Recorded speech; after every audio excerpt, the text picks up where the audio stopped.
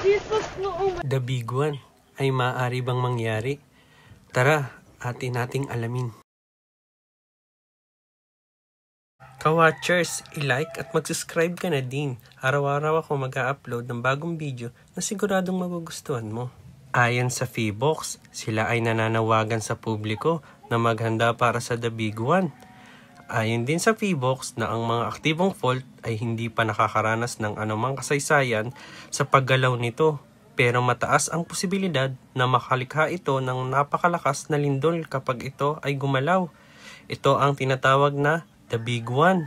Ang ganitong lindol ay maaaring magkaroon ng malaking epekto sa rehiyon, kaya naman hinihikayat ang lahat na maghanda para dito. Kamakailan lang ay niyanig ng magnitude 6.9 ang syudad ng Cebu, na kung saan ay maraming kabahayan, gusali ang nasira.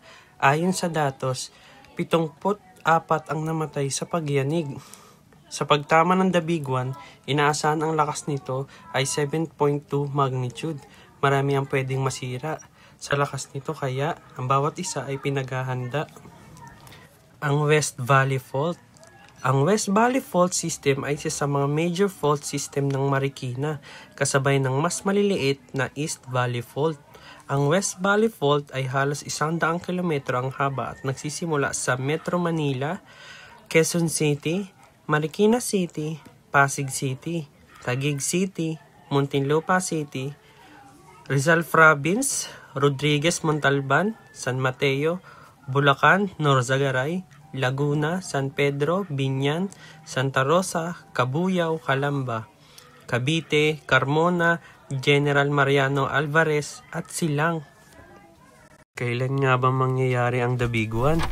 Walang eksaktong araw ang pagtama ng The Big One. Walang sino man ang nakakaalam nito, maging ang mga eksperto. Ang tanging sigurado lang ay lagi tayong maghanda. Kailangan alam din natin kung ano ang mga gagawin at preparasyon ng kailangan para sa pagtama nito. At higit sa lahat, kailangan nating tanggapin si Jesus at manalangin. Siya lang ang ating maaasahan sa lahat ng oras.